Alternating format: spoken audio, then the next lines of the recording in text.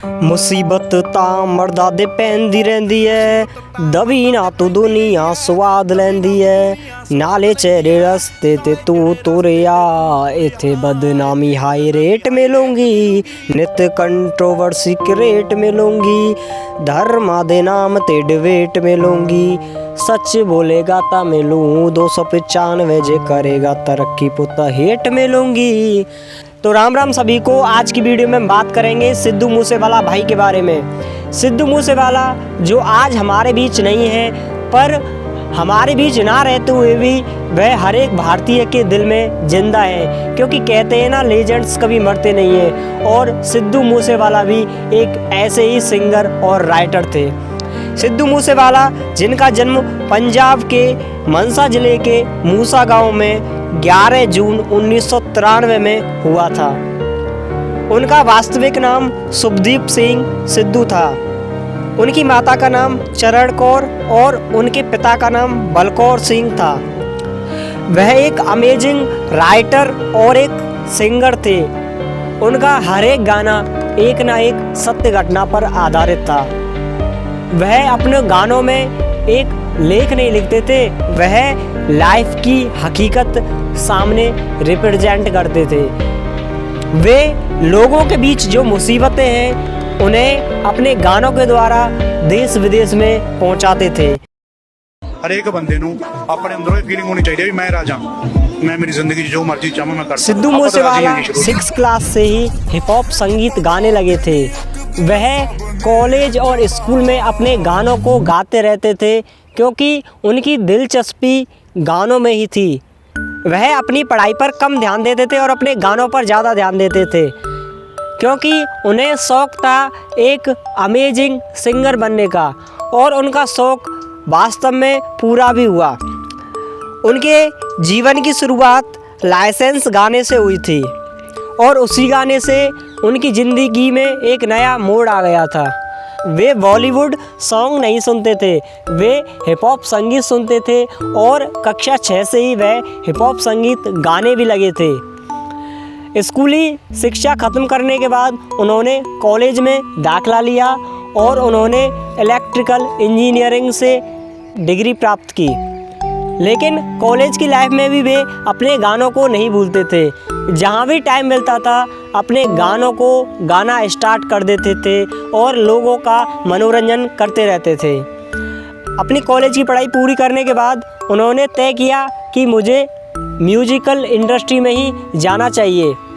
उन्होंने अपना सबसे पहला गाना लाइसेंस से लिखा था। इस गाने को सिद्धू मूसेवाला ने खुद नहीं गाया था, इस गाने को निंजा ने गाया था। उनके द्वारा लिखा गया यह गाना हिट गया था और उनकी ज़िंदगी में यहाँ से एक नया मोड़ स्टार्ट हो गया और उनकी ज़िंदगी की एक अलग शुरुआत हो गई। अब उन्होंने तय किया कि मुझे अब म्यूजिकल इंडस्ट्री में ही जाना है। वह टुपैक शकूर को अपना गुरु मानते थे और उन्हीं के गानों को देखते हुए उन्होंने हिप हॉप में प्रवेश लिया था। अब बारी थी उनके अगले गाने जी वैगन की। उन्होंने अपना अगला गाना जी वैगन लिखा और गाया भी था। तो अगर हम बात करें उनके पहले गाने की, उनका पहला गाना था जी वैगन, जो उनके द्वारा लिखा भी गया था और उनके द्वारा गाया भी गया था।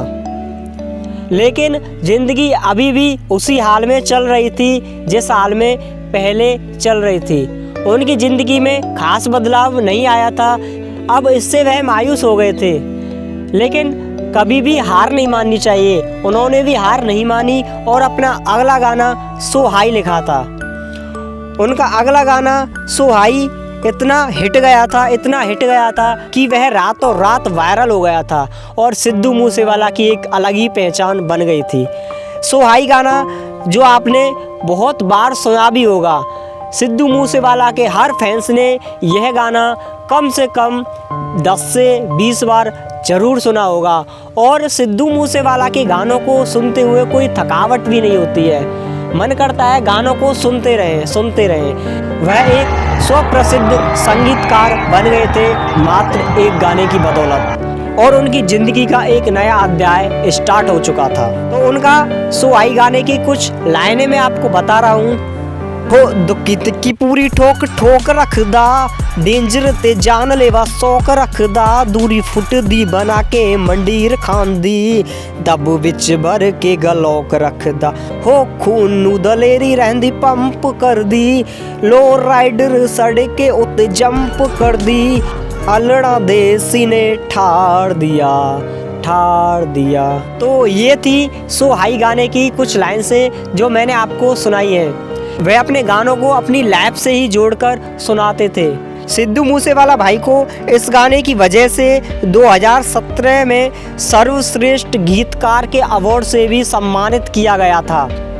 तो सोचिए यह गाना कितना सुपरहिट हुआ होगा। अब उनके इसी तरह से और नए गाने आते गए, जिनमें Range Rover, dark love, Tochan, it's all about you, Tibeyan Da Putt, Malwa and doctor, और भी गाने अभी भी आ रहे हैं सिद्धू मूसेवाला के। सोचिए वह सिंगर कितना महान होगा कि मरने के बाद आज भी उसके गाने उनके चैनल पर आ रहे हैं, जिसमें हम सिद्धू मूसेवाला भाई को महसूस कर सकते हैं। उन्होंने बचपन से बहुत स्ट्रगल को फेस किया है, लेकिन उन्होंने कभी भी यह जाहिर नहीं किया कि मैं कितने स्ट्रगल में हूँ।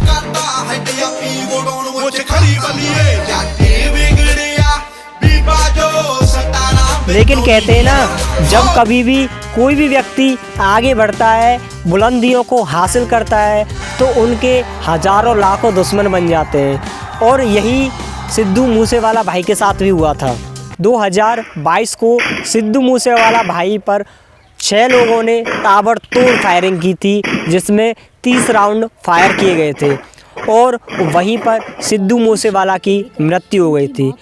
सिद्धू मूसेवाला अपनी मौसी को देखने के लिए अपने गांव मूसा से बरनाला जा रहे थे। तभी बीच में एक गांव पड़ता है जवार के, जहां पर 6 शूटरों ने उनकी गाड़ी को घेरा और उन पर ताबड़तोड़ फायरिंग कर दी। ताबड़तोड़ फायरिंग के बीच सिद्धू मूसेवाला ने भी अपनी बंदूक से 2 गोलियों को फायर किया, लेकिन आधुनिक बंदूकों के आगे उनकी पिस्टल नहीं टिक सकी और उनकी वहीं पर मृत्यु हो गई।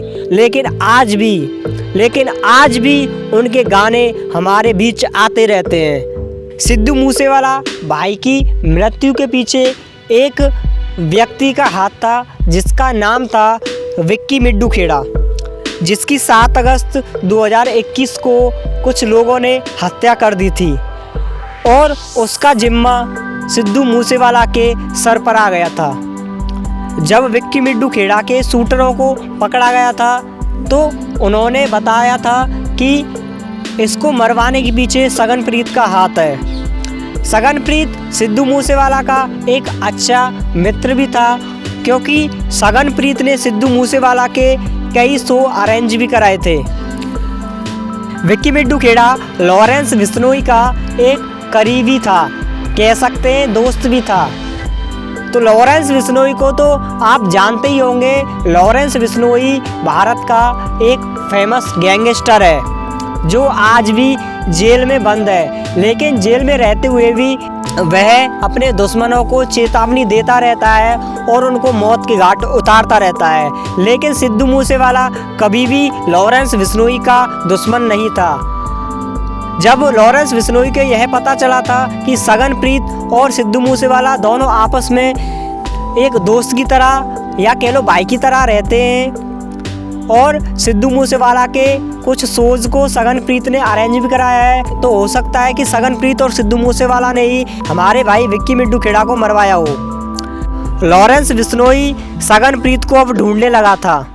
जब विक्की मिड्डू खेड़ा की हत्या कर दी गई थी और इसमें सगनप्रीत का नाम आ गया था, तब सगनप्रीत भारत छोड़कर ऑस्ट्रेलिया चला जाता है और यह बात लॉरेंस बिश्नोई को पता चल जाती है।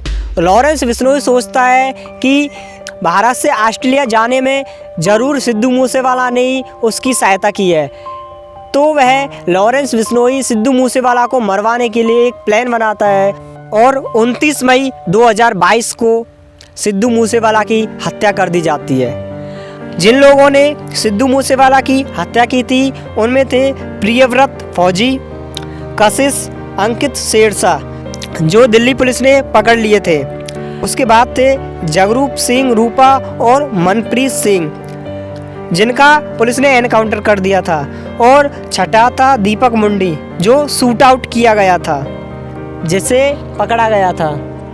माँ बाप का होनहार लड़का हमने मार दिया, अब तो 1 साल होने को जा रहा है, अब पछतावा होता है थोड़ा, है नहीं? होनहार तो चलो सर था, होनहार हम भी बड़े हैं सर होनहार हम भी बड़े हैं, पर वो हमारे भाई को मरवा दिया उसने। अगर हमारे के साथ वाले को मराएगा तो उसका तो रिएक्शन होगा ना। गैंगवार में घुस रहा था सर वो।